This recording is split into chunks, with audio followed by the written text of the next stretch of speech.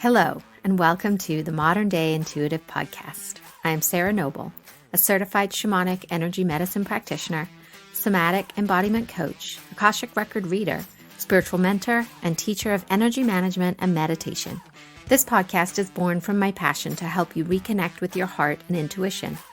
In each episode, you'll hear me channel guided spiritual information for a guest around a specific question or decision in their life. Afterwards, I break down the call so you can better understand how to connect with your own intuitive gifts, your spirit guides, and soul family. I will also give you practical exercises and tools that you can use to deepen your understanding of how to use this in your day-to-day life. Now, without further ado, let's get on to our caller. Hello, everybody. It's so good to be here with you.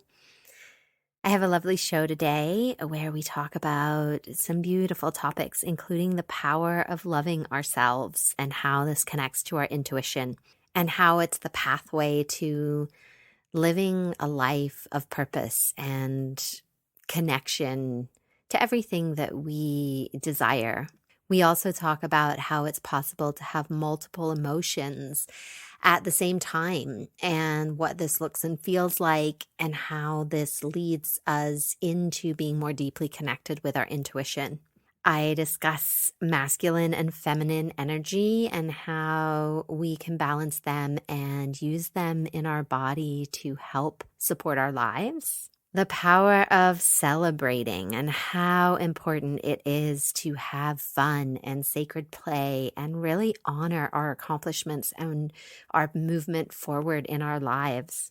I also offer a journal exercise around watching for serendipities and finding things to be grateful for, and also watching the signs that are always all around us, the way that our guides and angels are trying to communicate with us.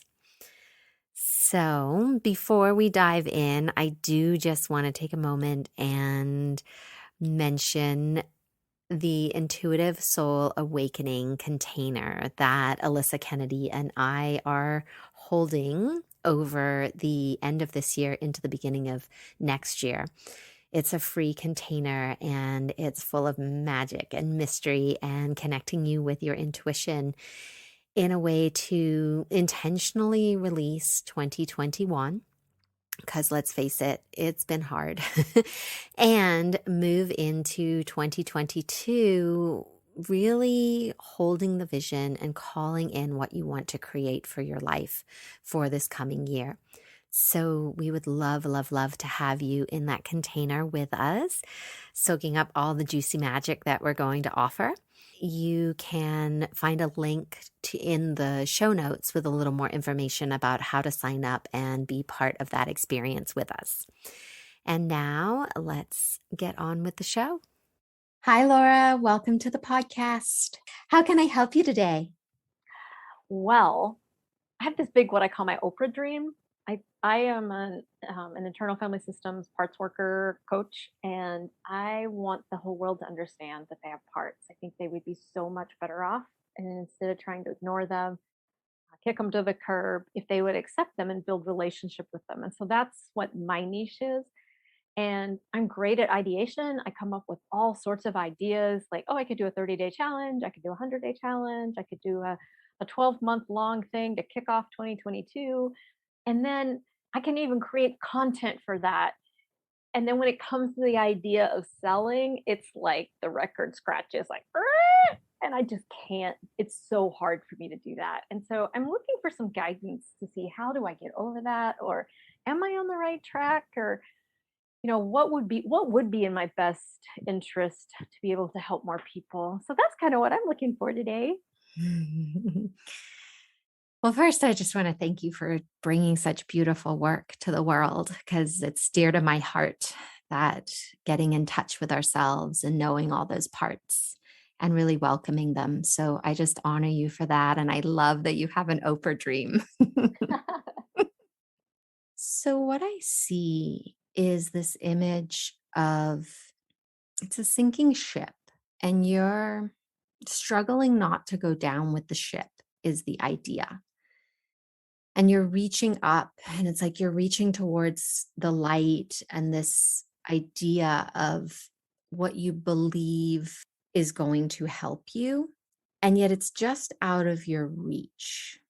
I get this sense of defeatedness that's coming through, like you're striving and you're trying, and underneath it's like, oh, what's the point? Like I just can't do it anymore. It's too hard. I'm sinking. So when I offer that to you, what comes up for you? I don't know, I'm surprised. So as far as I know, I don't feel defeated. The last couple of weeks have been a little stressful because of my day job. And so that would be the closest thing that could potentially resonate against is um, some things that don't seem to be going well in that space, but don't really have anything to do with my that I'm aware of about my Oprah dream, as I call it. What's your day job? I put on large events for e-commerce merchants in that deals with payments, risk, and fraud. And we put on a live show. We did a live show this year, and then we're doing a virtual show. And every day I come into my office, there's something else that seems to have gone wrong. Okay. It's supposed to be the 1st of October. I mean, it will be the 1st of October, but it's been a little challenging the last couple of days. How much does that job light you up? It does not light me up the way it used to. That's the other reason that I'm wanting to figure out some other way. How can I help more people bring in some income so that I can actually walk away from that job in a couple of years? So I feel anxiety in my chest as you're speaking, like this, like I'm trying to hold it all together type of feeling. Now that I recognize. Yes, that I recognize. How the way they're showing it, it's like layers. Mhm. So the layer you're in right now is the anxiety, I'm holding it all together. The layer under that is that sinking ship, that defeated. Like that's where you're headed with that particular path.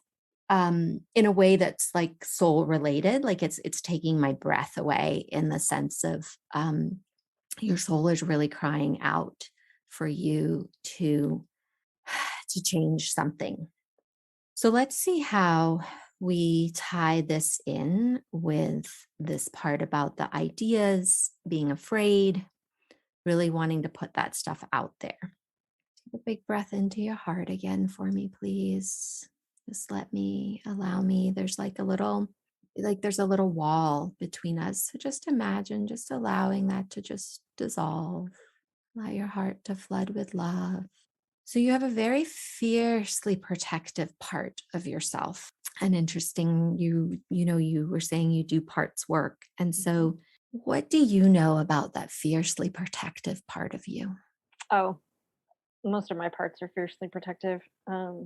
What came up for me when you said that was years ago, like, goodness, like 20 some years ago.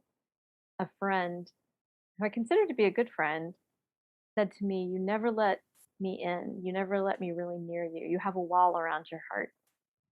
And that's what came up for me when you said that. And that's interesting. I didn't realize that was still there. What do you think it's protecting? Well, the vulnerable parts of me, I would assume. That would be my assumption. The parts that are worried about getting hurt. What happens if those parts get hurt? The parts work I'm trained in believes that there are parts that will step in to keep those vulnerable parts from getting hurt. And they will do everything in their power to keep that pain away. And what I try to do as a practitioner and with my own parts, because I have my own practitioner, is we want to heal those parts that are vulnerable and that got harmed when we were young. I would say that this part that's around my heart is worried. It's protecting a part that's really young and scared and vulnerable, would be my Mhm. Yeah. You feel open to giving that part of you a hug? yeah, absolutely. When you think of that younger part of you, what sort of relationship do you have with that part of you? Mm. Well, I may not have known it was there, um, but how I'm feeling towards it is I'm open and curious and want to care for it. so that the wall doesn't have to work so hard. What are some ways that you can think of to nurture and protect that part of you in a different way? So I think that it would be important, again, based upon my training, it would be important to get to know the wall and understand it needs to understand. It needs to give me permission to work with the little one, the vulnerable one. And then the vulnerable one, I would say to it, I want to hear your story when the time is right. But in the meantime, I can send you love and you can know that you're not alone. Neither of you, the wall or the little one. And I am here with you now. Does that feel true for you? Yeah, I didn't know they were there. Yeah, it takes courage to look at those places. So I really honor you for that. You okay? Yeah, Okay. yeah. So when you said you would need to work with the wall, Hmm. if you are to connect in with that younger version of yourself and think about the way that wall feels inside your body, what words would you use to describe it? The words I would use to describe the wall Hmm. are it's strong, it's loyal, it feels tired, like it's done this job for a really long time. It's important. And I would agree with that because it's protecting this part, this younger part. Can you stay in that space? And as you think about that wall being loyal and strong, can you connect it to a memory, a time when maybe that wall got put in place? So what's coming up is like a chain link fence, which is not what the wall looks like. So I know of a time when I was young that I was injured on a chain link fence. Let me check with this part and see if that's what this is about. No, it's not. It's about, yeah, it's showing me there was a little boy that used to live next door to us, a baby. Well, compared to me at the time. Yeah, there was a little boy my parents tried to adopt and they didn't. They weren't able to do that. And then that little boy just disappeared when its mom took off with it. So it's showing me something to do with that little boy. It must have been really hard on your family. It was, but there was like mixed emotions. Like my sister and I were the only two children, and in my families, both maternal and paternal, there was always a big deal about boys, right, versus girls. Boys were better, of course. I say with sarcasm or dripping sarcasm. And so I think even then, because I would have been young, like 8, even then I knew that a boy was better than us somehow. And so I think there were parts of me that were not, yeah, that's what I'm getting is like this is about, maybe there were parts that were relieved when he just disappeared. So I'm sure that was really hard. And it's interesting, as you're saying that it's better to be a boy in your family. And so that idea of being less than. And being usurped too. Mhm. Yeah, less than.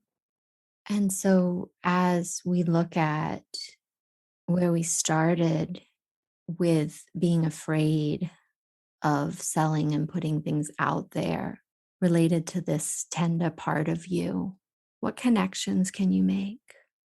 Well, I think the obvious one is the fear of not being good enough. I was checking to see if there's like what else I'm getting from that. The conflicting. There also feels like there's something there about the parts that wanted a little brother or wanted a little, like a younger child in the house, another one, and then so yeah, like some of these conflicting. Do I? Don't I? I see some similarities in how I'm reacting. Like I do want that. I don't want that. Fear around I'm not good enough. I'm being usurped. Fear of not being good enough to sell. I definitely see some of that friction for sure. Mhm. What would you say to that little girl today? Like if you were her mama, which you kind of are. Mhm. That's right. What would you say to her about that situation and just those feelings of putting up that wall and that heart? I would say to her, there is nothing wrong with having those conflicted emotions. There's nothing wrong with wanting a little baby brother and being scared you're being usurped, but you will never, ever be replaced for me. But whatever emotions you have are fine. And I understand it's confusing because a part of you that would like to have him in the family and a part of you that doesn't. That makes total sense to me, little one. And it's okay. Whatever you feel is okay. It's so beautiful. Thank you. It's going to see how we tie this all together, or let me ask you from sort of where we've been, what we've been talking about. How can I serve you best in this place? I'm not sure. It's been very helpful to find this little part that this and the wall that I was unaware of was still there. Um, Interesting that you did pick up. The last couple of weeks have been difficult for my day job, and I've just noticed in general, I have a lot of clamor and clatter in my head that I don't normally have, and apparently that's you picked up on that. So I don't know if I have an answer, but it was definitely so helpful to find out about these little parts that I wasn't aware of. Yeah, it was beautiful to discover them with you. And what I'd like to offer to you is a practice in that space as you take an idea and you want to work with it to bring it into the world. You want to take it from creation into service of others in the world. That what I love to do is put my hands on my heart, like the middle of my heart space, and when I feel that afraid, that fear, that part of me that wants to come forward and protect me, I go to that little girl, that one in there that has all those different emotions, and I soothe her with whatever words she needs to hear. Sometimes I say words to her, sometimes I ask her what she needs to say, how she needs to be heard. And I really have forged a relationship with that tender, vulnerable part inside of me that's afraid. And through that relationship with her, I'm able to step into bigger things. I'm able to allow the fear to not hold me back. And so I offer that to you and ask how that lands for you. I love that. I love that's one of the things that I teach clients is how to create that relationship with their parts, and I understand 100% how critical that is. So yeah, that lands really well. So they're showing me a New Orleans riverboat, like one of the parties, sort of like from the more times when the river was lively and people would go on board and dance, and there's music, and I see like big frilly dresses and fancy hairdos and feathers in people's hair. And this idea of like lightening up and not asking so much of yourself. You have this beautiful relationship with all these different parts of you and the ability to discern and connect with these parts. And there's this feeling of not letting yourself have a break sometimes. And so wanting you to just allow yourself to take a break from work sometimes, to be in that space of just having fun and nothingness, and where you're just allowed to like throw your head back, put on a fancy dress, and twirl around with no purpose. Can you see yourself doing that? I love that idea. I love fancy dress. Does this feel like an okay place to land for today? Yes. Well, thank you. Thank you. A big thank you to Laura for sharing such a vulnerable and tender part of herself with us today. One of the things that I know to be true in my life and in the people I love and the people I work with is that the quality of our life is directly related to the quality of our relating. How we relate to ourselves, how we relate to each other, how we relate to situations and circumstances. What are we bringing to our life? What are we arriving with rather than what are we arriving to? This shift in perception where we view our life from the quality of our being, from how we are relating to everything around us, is at the heart of everything. And in this call, we saw how Laura related to this beautiful part of herself with such love and tenderness and kindness. And when we choose to do this for ourselves, we change the very fabric of who we are and our lives. Our nervous system is always searching for safety, for belonging.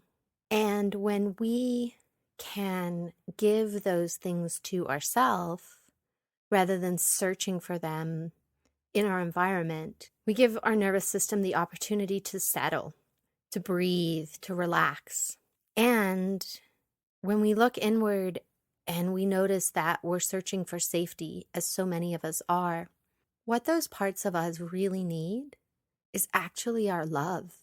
By shining the very light of our own love on ourselves, we fill that space that is always searching for us to be safe, looking for us to belong, looking for us to fit in. The power of our love is huge, and that is what we really, really want. And what can happen sometimes is not only are we searching for our own love and craving our own love that we are not giving to ourselves, we are also not letting others love us. We might think we are, and yet if we really connect in with our heart and that deep space inside ourselves, we're terrified to be loved, to let anybody in, past those walls, into that sweet, sweet, tender part of ourselves. And inside this place, inside this ability to connect to this part of us that is closed, is where our connection to our divine self lives. When we have the courage to allow ourselves to open, to allow ourselves to put down the walls, to love ourselves instead of protecting ourselves, we can hear our intuition. We can hear our connection to our guides, to our angels, to our spirit animals. Because not only are we keeping out love, but we're keeping out our connection to each other, to our divinity. And so a lot of our intuition is really a journey into loving ourselves, allowing those parts of ourselves that we hide away, that we don't feel are good enough for the world or don't deserve love, don't deserve attention. Inside there is the magic. And inside there is the medicine. The medicine for us, for what we're here to share with the world, to give to each other. There's such a beauty when we remember that we're all connected, that there really is no separateness, and that deep within us, it all comes back to love. Another way we can create this separateness is through this idea of not allowing multiple emotions. We tend to think that we just feel one way. And there is such freedom in this idea that we can feel multiple things at the same time. We can be happy while we're sad. We can be scared while we are brave. We can be angry and at the same time love. We don't have to choose. It isn't an either or, it's a yes and. And what this allows is more of us to be present, more of us to show up, more of us to choose what we want. We don't need to see ourselves as so black and white. I love the idea when we tend to talk about black and white and we say we live in the gray. Well, between black and white is a rainbow. And I love this idea that let's live in the rainbow. Let's embrace all the colors. Let's embrace all the magic, because that's where the real beauty in life lies. I also wanted to talk a little bit about the imbalance of the feminine and the masculine in our world today, and how in an effort to lean more into the feminine and recultivate and connect with the feminine, some of us are tending to make the masculine bad. And in order for us to really shift this dynamic and this relationship that we have with the masculine and the feminine, it's this idea that we embrace both. both have such an important role in our lives, in our society, in the way of creating, in the way of living, that again, it's not an either or, it's a yes and both, please. The masculine holds the container, the feminine flows through and creates. They need each other, they embrace each other, they love and laugh together. And this is where we need to get back to this balance, that and this recognition that they move together and work together when they are in alignment and in synchronicity. We have both the energies inside our body. Being in a female body, we tend to run more feminine energy, and being in a masculine body would tend to run more masculine energy just by the nature of our biological makeup. However, we have both inside us, and we need to cultivate a relationship with both of them so that they can be in their divine power within us. One of the things I teach is energy management, and this concept of learning how to run our feminine energy and our masculine energy in a healthy way that serves our body and serves the planet. I also have a meditation on Insight Timer that helps you connect in with the divine feminine energy and run that through your body. The more awareness we can have around how we are living in our masculine and our feminine is another tool that we can use to really connect in with our intuition and find those nuances inside ourselves and learn to understand when we are flowing in the correct balance of these energies, how much easier it is for us to connect with spirit. Another theme I wanted to touch on is this idea of celebration and how important celebration is in our lives. So often we have a goal that we're striving for, and we reach that goal, and rather than celebrate, we quickly just discredit all that we've done to get there and move on to the next thing. And some of those goals might be small, some of those goals might be big. It doesn't even have to be goals. It can be wins. It can be how we showed up differently. What's important is that we stop and celebrate all the little things, all the big things. What we're saying to the universe is that I recognize that I deserve attention. I deserve to be celebrated for what I have done today, no matter how big or small it is. And in that celebration, this idea of play, creative, sacred play, and having fun. We're so serious, myself included. I catch myself sometimes with my kids when they just need me to run out of the closet screaming and chasing them instead of sitting in here crying because they weren't listening and I got all frustrated again. And if you want to try it, it is kind of fun. It works really well. It changes the whole energy of everything when we remember that we're here to have fun, we're here to play, we're here to actually enjoy our lives, not just accomplish things. And so the more we start celebrating, the more we tap into that energy, the more we can connect into the true essence of life and that spiritual connection and the beauty that is around us that we tend to miss so often because we're just so focused on the to-do list or the next thing that we have to accomplish or how we're going to pay the bills or who needs to get picked up to take into gymnastics today. And all those things that just affect our lives and rob us of the joy and beauty that is all around us in every moment if we just pause and remember to celebrate. One of the things I have started doing is I have a journal by my bed, and every night before I go to bed, I write down the things that I'm grateful for, my celebrations for the day, my challenges, and also the synchronicities, the things that I noticed where Spirit was speaking directly to me today. The number of times I saw 11:11 just randomly in emails and on the clock, or the way I was thinking about somebody and then they ended up calling me 5 minutes later.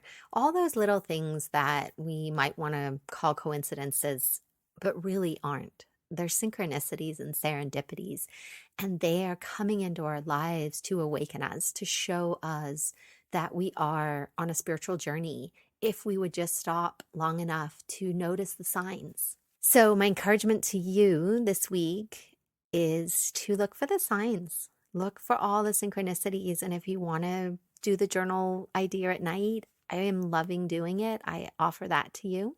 I hope you have enjoyed the show for today. I am looking for anyone that is interested in receiving a reading from me for the show. I'd love to support you and help you on your journey. And thank you for being part of helping the planet awaken to their intuition. Thank you so, so much for tuning in. I love being here with you. Namaste. Thanks so much for tuning in today and making your personal and spiritual growth a priority in your life. If you enjoyed this podcast, I'd love if you could please leave a 5-star review, as it helps the show to grow and assists me on my mission of having intuition be a part of everybody's life. For more information on reconnecting with your heart and intuition, head on over to my website, www.themodernDayIntuitive.com, where you can listen to free meditations, sign up to be a guest on the podcast, learn how you can work with me in person, find links to my social media platforms, and much more. And a big thank you from my heart to yours for making the planet a better place by having the courage to look inward to develop your intuition. Big thank you from my heart to yours for making the planet a better place by having the courage to look inward to develop your intuition.